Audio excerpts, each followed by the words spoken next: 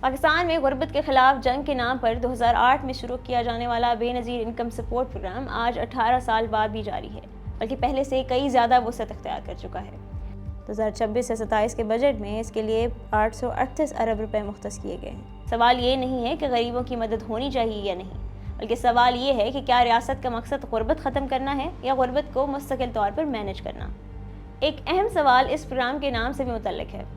چونکہ اس کی مالی امداد عوام کے ادا کردہ ٹیکسوں اور قومی خزانوں سے کی جاتی ہے، اس لیے یہ استدلال پیش کیا جاتا ہے کہ اس کا نام کسی سیاسی شخصیت کے بجائے پاکستان انکم سپورٹ پروگرام یا اسی نوعیت کے کسی غیر جانبدار قومی نام پر ہونا چاہیے۔ ریاستی فلاحی منصوبے پورے قوم کے وسائل سے چلتے ہیں، اس لیے ان کی شناخت بھی قومی ہونی چاہیے، نہ کہ کسی فرد یا سیاسی جماعت سے منسلک۔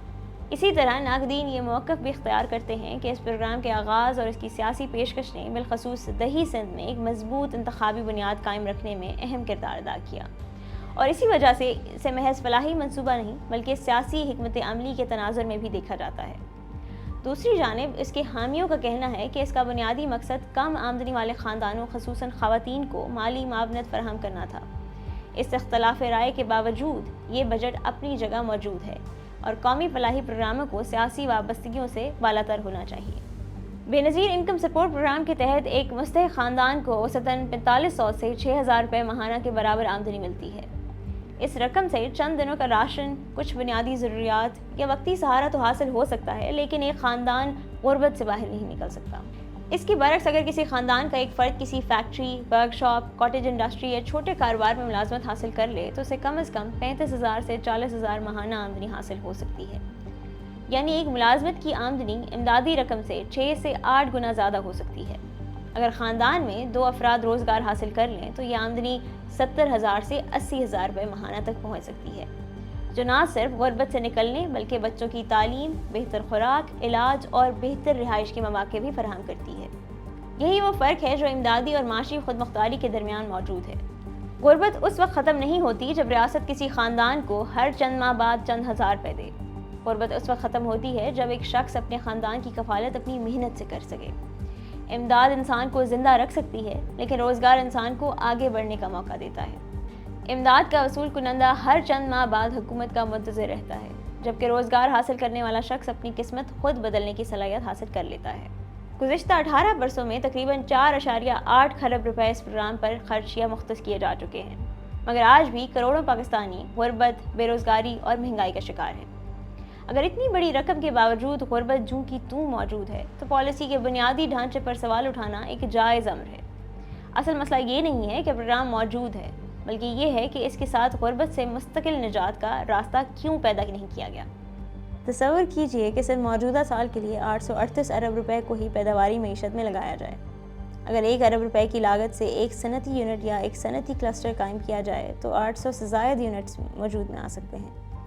اگر ہر یونٹ براہ راست اور بلا واسطہ 1000 افراد کو روزگار فراہم کرے تو تقریباً 8 لاکھ افراد کے روزگار کے مواقع پیدا ہو سکتے ہیں۔ ان ملازمتوں سے حاصل ہونے والی مجموعی تنخواہیں اربوں روپے کی نئی معاشی سرگرمیاں پیدا کریں گی، جو مارکیٹ، ٹیکس، آمدن، مقامی کاروبار اور برآمدات کو بھی تقویت دے گی۔ دنیا کی کامیاب معیشتوں نے غربت کے خاتمے کے لیے امدادی چیک تقسیم کرنے پر انحصار نہیں کیا۔ چین، ویتنام اور بنگلہ دیش نے لوگوں کو فیکٹریوں، برآمدی صنعتوں اور چھوٹے کاروباروں سے جوڑا۔ انہوں نے غریبوں کو مستقل وظیفہ لینے والا نہیں بلکہ مستقل آمدنی کمانے والا بنایا۔ یہی وجہ ہے کہ ان ممالک میں غربت کی شرح میں نمایاں کمی آئی اور متوسط طبقہ مضبوط ہوا۔ پاکستان میں مسئلہ یہ نہیں ہے کہ فلاحی پروگرام مسلسل پھیلے جا رہے ہیں، جبکہ روزگار پیدا کرنے والی معیشت اس رفتار سے ترقی نہیں کر رہی۔ اگر کسی پروگرام کے مستحقین کی تعداد ہر سال بڑھ رہی ہے تو اس کا مطلب یہ ہے کہ معیشت اتنی ملازمتیں پیدا نہیں کر رہی کہ لوگ امداد کے نظام سے نکل سکیں۔ ایک کامیاب فلاحی پروگرام وہ ہوتا ہے جس سے مستفید ہونے والے کی تعداد وقت کے ساتھ ساتھ کم ہو، نہ کہ بڑھتی چلی جائے۔ اس کا مطلب ہرگز نہیں ہے کہ بیواؤں، یتیموں، شدید معذور افراد اور انتہائی ضعیف شہریوں کے لیے امدادی نظام ختم کر دیا جائے۔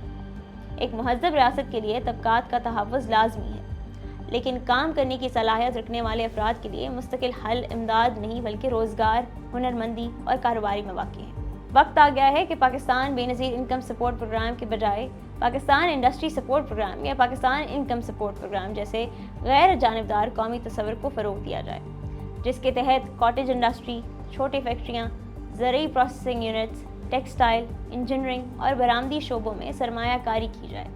امدادی رقم چند ہزار روپے کا سہارا فراہم کرتی ہے، لیکن ایک ملازمت کئی گنا زیادہ آمدنی، عزت نفس اور مستقل خود کفالت فراہم کرتی ہے۔ پاکستان کو فیصلہ کرنا ہوگا کہ وہ اپنی شہریوں کو مستقل امداد دینے والا بنانا چاہتا ہے یا مستقل آمدنی کمانے والا۔ قومیں خیرات سے نہیں، پیداوار، محنت اور صنعت سے ترقی کرتی ہیں۔